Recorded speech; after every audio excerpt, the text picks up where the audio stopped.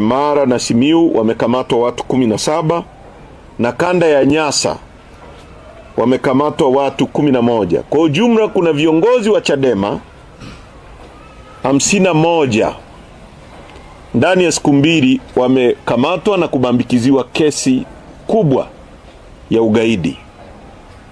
Hapo ni mbali na mwalimu ambaye mnajua, mwalimu wa chuo kikuu, mhadhiri wa chuo kikuu cha Dodoma, ambaye naro hili ni jambo muhimu na nitalizungumzia pia. Sasa kumekuwa na trend ya utawala huu wa Samia Suluhu Hassan ambaye yuko madarakani kwenye nchi yetu kwa mabavu, ambaye tunajua kwa maagizo yake waliuawa watu maelfu na yeye akajitangaza bila kuchaguliwa na Watanzania kuwa rais ambaye serikali yake ni haramu na dhalimu. Imekuwa ni tabia yake ya kuumiza na kutumia vyombo vya dola kutisha, kuumiza, kupoteza, kuua na kubambikizia political opponents wake kesi mbalimbali.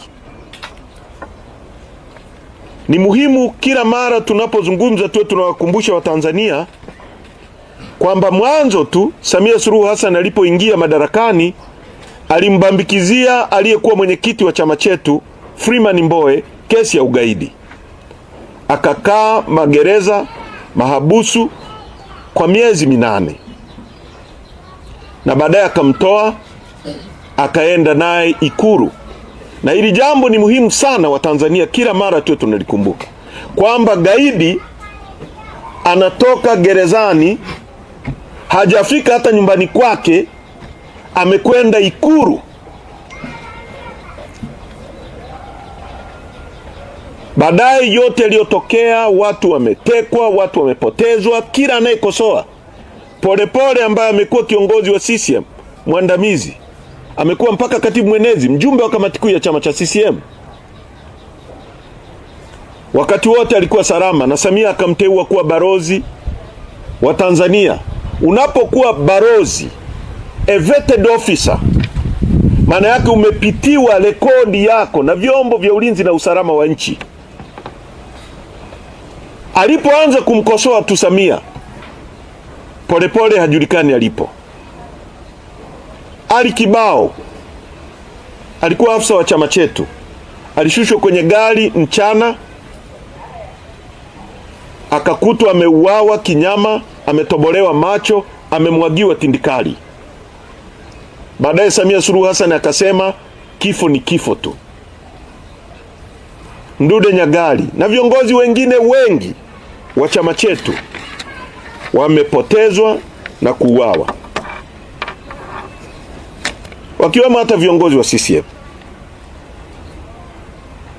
Hivi karibuni tumekuwa tukihangaika na tunahangaika na kesi ya mwenyekiti wetu Tundu Lissu, ambaye tangu mwaka jana mwezi wa 4 tarehe 9 alikamatwa kwa mabavu tukiwa kwenye ziara ya chama. Amewekwa mahabusu ya magereza mpaka sasa.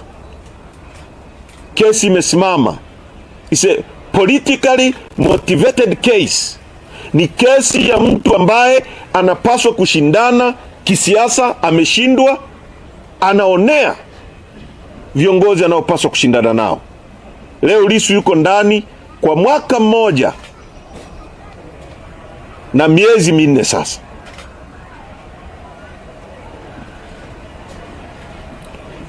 Mtakumbuka baada ya tarehe 29 Oktoba kwenye uchafuzi ambao Samia na serikali yake dhalimu waliua Watanzania kwa maelfu.